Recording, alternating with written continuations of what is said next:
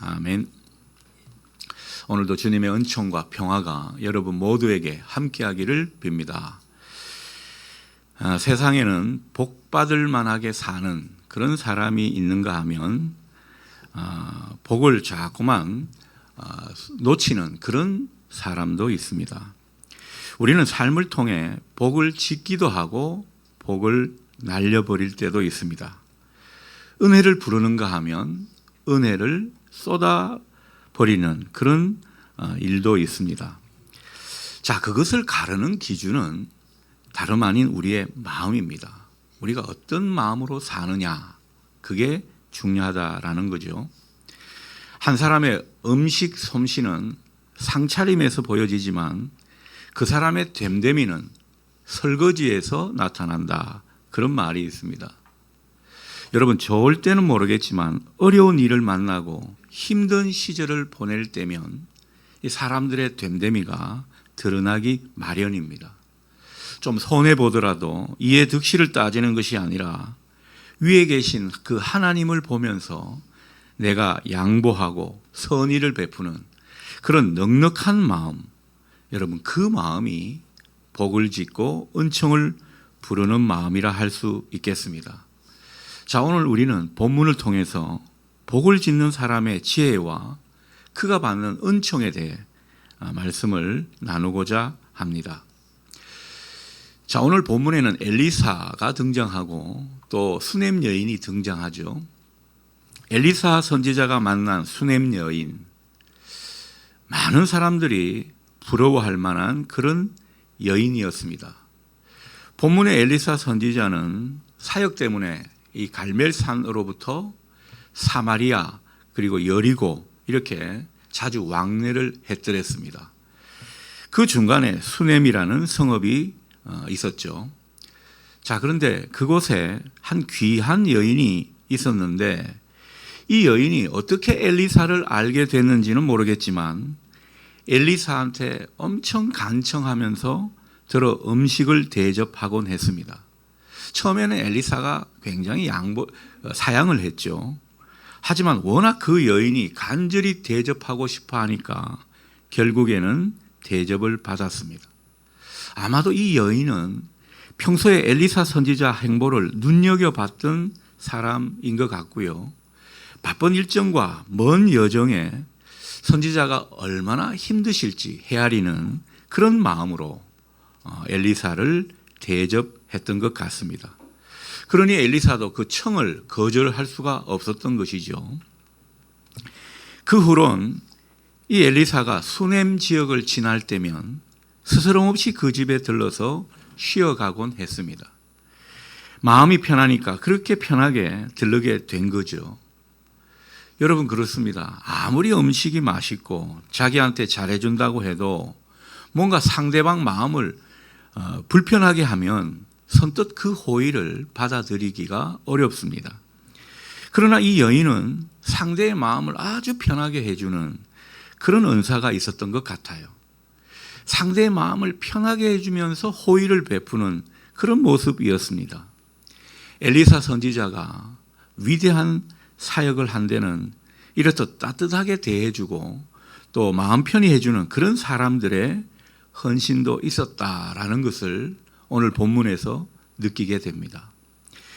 대접도 선의를 베푸는 것도 이렇듯 상대를 편안하게 해 주어야 진짜 그것이 착한 행실이 될 수 있는 것이죠. 자, 그런데 이런 생각이 듭니다. 수넴 여인이 이렇게 대접하기를 좋아하고 선의를 베푼다. 그것은 여유가 있고 부유해서 그런 것이 아닌가. 그런 생각을 해보게 됩니다. 성경은 이 여인을 아주 귀한 여인이라 그렇게 표현하고 있는데 있는 집 만한임이나 되니까 그렇게 할 수 있는 것 아닙니까? 그런 어떤 생각을 해보게 된다라는 거죠. 그러나 오늘 이 본문을 연구하고 본문을 묵상해 보면요, 이 여인은 전혀 그런 모습이 아닙니다. 오늘 본문 앞 9절을 보게 되면 이 여인은 항상 자기 집에 들르는 엘리사를 하나님의 귀한 종으로 보았다고 그렇게 성경은 전해주고 있습니다. 하나님을 귀하게 여기니까 하나님의 일을 하는 사람을 귀하게 여기는 것이고 하나님을 경외하는 그런 사람이니까 하나님의 종도 존중하게 되는 그런 모습인 것이죠. 그리고 주의 종뿐만 아니라 같이 지내는 다른 사람들도 긍휼한 마음으로 다른 사람들을 대하는 그런 모습을 이 여인이 보여주고 있습니다. 여인은 생각합니다. 하나님의 종이라면 내가 단순히 음식만 대접할 것이 아니라 언제라도 쉬어갈 수 있는 그런 공간을 마련해 드려야겠다. 그렇게 마음을 먹은 것입니다. 다 하나님을 사랑하고 귀하게 여기니까 하나님의 일을 하는 사람도 알아보고 귀하게 여긴 것입니다. 성경이 이 여인을 귀한 여인이다 그렇게 표현하는 것은 그만큼 이 여인이 귀한 마음으로 사니까 그런 표현을 쓴 것이 아닐까 그런 생각이 듭니다. 여인은 이제 10절에서 보듯 남편과 상의해서 옥상에 별채 같은 작은 방을 만들어 거기서 엘리사가 묵고 연구하고 쉴 수 있도록 그렇게 배려를 했습니다. 방 안에 침대와 책상, 의자와 등잔 등 필요한 것들을 갖추어 놓았습니다. 엘리사가 그 집에 들를 때마다 며칠이고 편안히 묵을 수 있도록 세심하게 배려를 했던 것이죠. 아마도 엘리사는 그곳에서 정말 편안하게 쉬면서 연구도 하고 기도도 했을 겁니다. 여인의 친절과 배려, 환대로 말미암아 주의 종이 진정 쉼과 안식을 누리게 되었습니다. 영혼의 부요함도 맛보았고요. 풍성한 하나님의 은혜도 그 가운데 느끼게 되었습니다. 하지만 이 엘리사 입장에서는 얼마나 고맙고 또 송구한 마음이 드는지 모릅니다. 너무 과분하다 이런 생각이 들었을 겁니다. 그래서 주의 종이 가만히 있을 수가 없었습니다. 대접을 받은 엘리사 입장에서 그냥 호의만 자기가 받고 있는 것 예의가 아니란 생각이 들었습니다. 뭔가 이 은혜를 갚아야지 하는 그런 마음이 들었던 것이죠.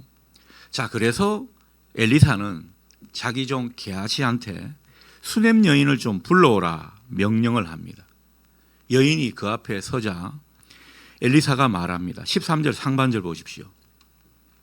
당신이 이같이 우리를 위하여 세심한 배려를 아끼지 않으니 내가 너무 고마워서 당신을 위해 뭔가 하고 싶습니다. 그런 말을 여인에게 전해줍니다. 은혜를 갖고 싶다는 그런 뜻을 내비친 것이죠.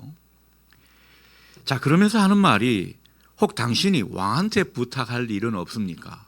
이 엘리사 선지자가 이 왕과도 굉장히 친분이 있었기 때문에 이런 말을 하겠죠. 그리고 사령관에게 무슨 구할 것이 있으면 말해 보십시오.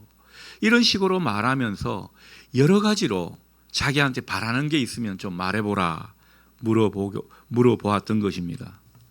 하지만 그때마다 돌아오는 대답은요, 저는 지금 만족합니다. 부탁할 게 없습니다. 그런 말입니다. 오늘 13절 하반절 표현이 바로 그런 표현이 되겠습니다. 13절 하반절 보게 되면 여인이 이르되 나는 내 백성 중에 거주하나이다. 이 말은요, 백성 중에 거주한다는 말을 왜 했는가? 백성들과 함께, 자기가 지금 백성들과 함께 잘 살고 있으니까, 편안히 살고 있으니까 저는 부탁할 게 없습니다. 이런 투로 말을 한 것입니다. 자, 그러고 보면 이 수넴 여인이 엘리사에게 한 배려, 환대, 뭘 바라고 한 것이 전혀 아닌 것을 우리가 보게 됩니다. 뭔가 대가를 바라거나 주의 종으로부터 뭔가 얻어내고 싶은 그런 마음이 있었다면 이런 말을 할 때 얼른 그 말을 보태겠죠. 자기가 필요한 것, 자기가 이 왕이나 사령관한테 도움을 받아야 될 것 얼마든지 이야기할 수 있었을 겁니다. 그런데 이 여인은 일체 사심이 없는 그런 모습입니다. 순수한 섬김이고 자기 마음에서 우러나서 하는 일이었습니다. 이 마음이 참 이쁜 것 같습니다. 사람들이 선한 일을 해도 칭찬이나 대가를 바라게 되면 인해 불만을 가질 수 있습니다. 대개 보상 심리가 강할수록 불만은 커지는 법입니다. 난 이렇게 했는데 고마운 줄을 몰라. 내가 이렇게까지 했는데 날 별로 인정도 안 해주네, 몰라주네. 이런 불만을 얼마든지 가질 수 있고 섭섭함, 분노 같은 것이 막 일어날 수 있는 것이죠. 하지만 오늘 이 여인은요, 아무런 대가나 보상을 바라지 않는 그런 모습이기 때문에 전혀 불만 같은 것이 보이지 않았습니다. 여러분, 이 모습이 참 중요한 것 같습니다. 별다른 대가나 보상을 기대하지 않고 순수한 마음으로, 마음에서 막 우러나오는 그런 어떤 모습에서 호의를 베풀고 환대를 보이고 선한 행실을 베푸는 그런 모습이야말로 복을 짓는 모습, 복을 부르는 그런 모습이라고 할 수 있겠습니다. 하나님의 은총을 부르는 마음인 것이죠. 하나님의 사람이 세상을 살아가는 지혜라고도 말할 수 있겠습니다. 여러분, 우리는 내 열심과 수고로 뭔가를 얻는 것, 그래서 내가 이렇게 열심히 하면 뭔가 하늘도 내 열심과 수고를 알아주어서 나에게 복을 주시겠지, 그렇게 우리는 생각할 수가 있는데, 여러분, 꼭 내가 의도하고 힘을 쏟는다고 다 그대로 열매를 맺고 돌아오는 것이 아닌 것을 우리는 잘 알게 됩니다. 여러분, 정말 세상을 사는 지혜는요, 내가 별로 하는 것 없는 것 같은데 자꾸만 하나님의 은총을 부르는 이 모습일 겁니다. 이게 삶의 지혜고 예수 믿는 사람의 능력이라는 거죠. 우리는 은혜를 따라 사는 사람들입니다. 그래서 그 은혜를 부르는 인생이 되는 것이 중요하다는 거죠.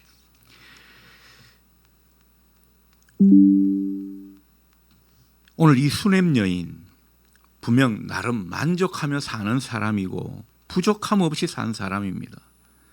그런데도 하나님은요, 이 여인이 소원을 하지 않았는데도 불구하고 필요한 것을 챙겨주시는 모습입니다. 생각지 않게 은혜를 주시는 그런 모습이라는 거죠. 자, 엘리사는 수넴 여인이 하도 거절하자 하는 수 없이 물러섰습니다. 하지만 그 여인이 계속 생각났습니다. 여러분, 진짜 고마운 사람은요, 잊을 수가 없는 법입니다. 그래서 틈만 나면 그를 위해 기도했습니다. 그러다가 그래도 이 여인에게 뭔가 필요한 게 있겠지 하는 생각이 엘리사에게 들었습니다.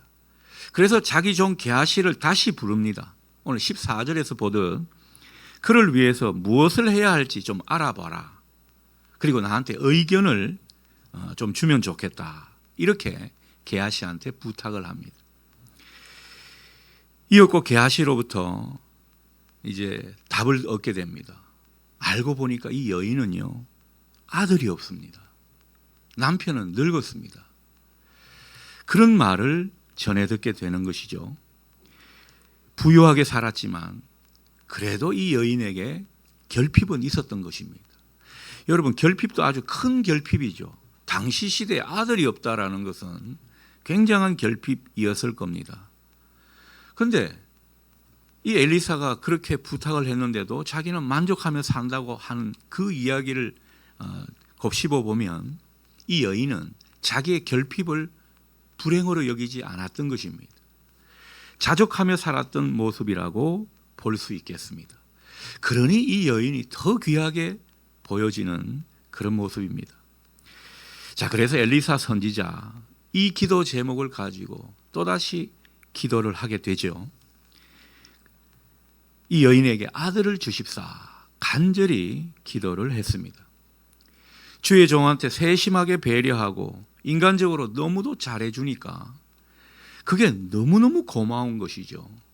그래서 기도 부탁도 안 받았는데 그를 위해서 이렇게 뜨겁게 기도를 하고 있습니다. 마침내 하나님께서 응답을 주셨습니다. 그래서 선지자는 이 여인을 다시 불러서 하나님께 받은 응답을 전해줍니다. 16절 상반절을 보십시오. 내년 이맘때쯤 당신은 아들을 안을 것입니다. 하나님께서 이 여인에게 아들을 주셨다고 전해주고 있습니다. 그러니까 여인이 말하죠. 16절 하반절입니다. 하나님의 사람 엘리사님, 이 여종을 놀리지 마십시오. 이 속이지 말라는 것은 원어로 보면 놀리지 마십시오. 조롱하지 마십시오. 뭐 이런 뜻이 되겠습니다. 여인은 그러니까 선지자가 자기한테 농담을 하는 줄로 알고 그 말을 별로 믿지 않는 모습입니다. 하지만 하나님은요, 그가 믿지 않고 원하지도 않았는데 떡하니 아들을 그에게 안겨주셨습니다. 17절을 보십시오. 여인이 과연 잉태하여 한 해가 지나 이때쯤에 엘리사가 여인에게 말한 대로 아들을 낳았더라. 선지자가 말한 그대로 하나님은 축복하셨습니다. 그 순수한 호의와 환대, 사랑의 마음에 하나님이 크신 은총을 부어주신 것입니다. 여러분, 본문의 수냄 여인 어떻게 보여지십니까? 오늘 이 수냄 여인은요, 참 독특한 케이스입니다. 하나님이 그를 축복하는데 그는 정작 축복을 구하지 않았습니다. 하나님께 부르짖어 기도하지도 않았습니다. 심지어 하나님의 약속도 믿지 않았습니다. 어찌 보면 이 여인은요, 믿음도 시원찮고 기도도 별로고 영적인 욕심도 별로 없는 그런 인물이라고 할 수 있겠습니다. 자, 그런데도 하나님께서 이 여인에게 복을 안겨주셨습니다. 은총을 부르는 사람이 되게 해 주셨다라는 거죠. 하나님의 종의 간절한 그 기도를 하나님께서 들으신 것입니다. 여러분도 이렇게 주의 종이나 또 교회 안에 다른 지체들이 알아서 기도해주고 하나님도 알아서 그 필요를 채워주시는 그런 케이스로 사실 수 있기를 축복합니다. 어떤 분은 신앙도 좋고 경건 생활도 잘하는데 되게 인색한 분이 있습니다. 하나님께도 사람에게도 인색합니다. 어떤 분은 주의 종이나 하나님의 일을 하는 사람들 다 하나님께서 알아서 책임지시니까 자기는 전혀 신경 안 써도 된다. 그런 말을 하면서 아주 이상한 쪽으로 믿음이 강한 분이 있습니다. 지체가 어려움을 당할 때 정말 신앙이 있는 사람이면 하나님이 다 챙기신다. 이런 소리를 하면서 어려움을 당하는 것은 그 사람이 불성실하고 믿음이 없어서 그렇다.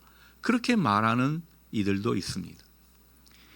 그래서 도와줘야 하는 상황에 믿음 따지고 나라의 복지 따지고 뭐 따지고 뭐 때문에 안 되고 이런 말을 하게 되는 것입니다. 그러나 하나님은 분명히 말씀하십니다. 너희가 주라.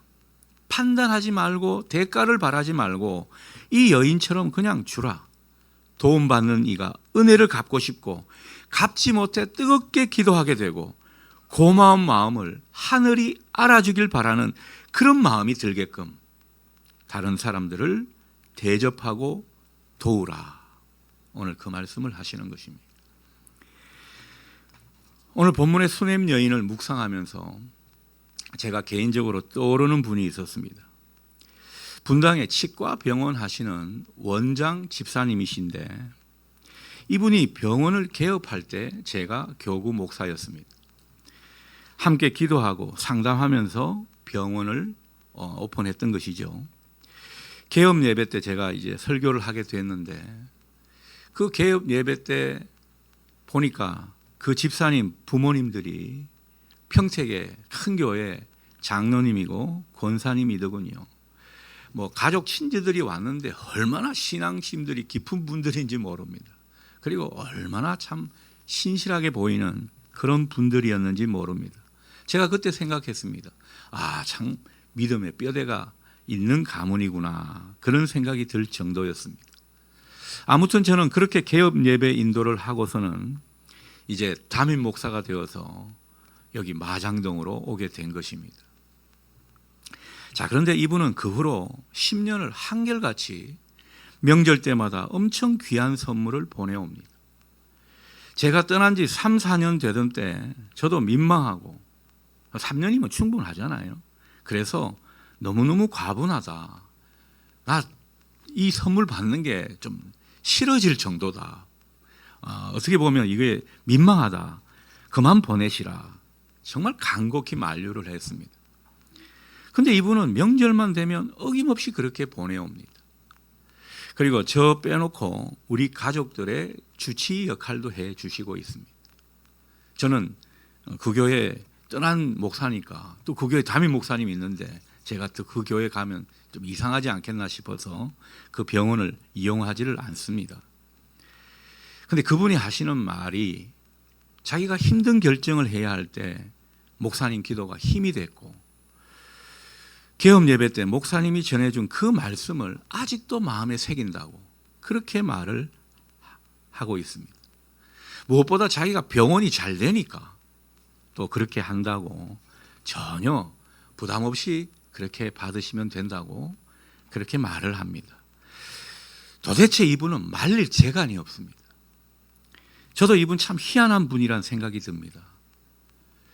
여러분, 제가 목회자한테 잘해야 된다 이 소리를 하고 있는 것입니까? 이분 목사한테 선물 잘하고 목사가 기도해 주니까 병원이 잘 된다, 제가 그런 말을 하고 싶은 것입니까? 제가 이분한테 그렇게 기도도 많이 해주지를 못합니다. 제가 목양하는 교회 성도들이 있는데 이분한테 그렇게 기도에 열정을 쏟을 수가 없잖아요. 이 집사님 저하고 상관없이 그 안에 복을 짓는 마음이 있기 때문에, 은총을 부르는 모습이 있기 때문에 하나님께서 복을 주시는 것이다, 그런 생각을 많이 하게 됩니다. 사실 하나님도 인격적인 분이시라서 하나님의 종들한테, 하나님의 일을 열심히 수고하는 그런 사람들한테 잘하고, 또 이웃을 선대하고 가난하고 어려운 사람들 잘 섬기는 그런 사람들, 하나님께서 가만 계시지 못하시는 겁니다. 그런 사람들에게 잘하는 것, 하나님 당신이 빚을 지는 것이기 때문에 하나님께서 가만 계시지 않는 것이죠. 그런 사람에게 하나님 반드시 그 필요를 채워주십니다. 복을 주시는 모습을 많이 보게 됩니다. 여러분, 우리는 오늘 하나님의 사람이라고 환대를 하고 인애를 베풀고 사랑을 심는 이 수넴 여인을 보았습니다. 또 한편으로는 그 여인에게 고마움을 가지면서 뭐 필요한 게 없나 살피고 위에서 진심으로 기도해 주는 그런 엘리사의 아름다운 이야기를 우리가 보게 되었습니다. 여러분, 이 이야기가 우리 공동체의 이야기가 되기를 바라고요.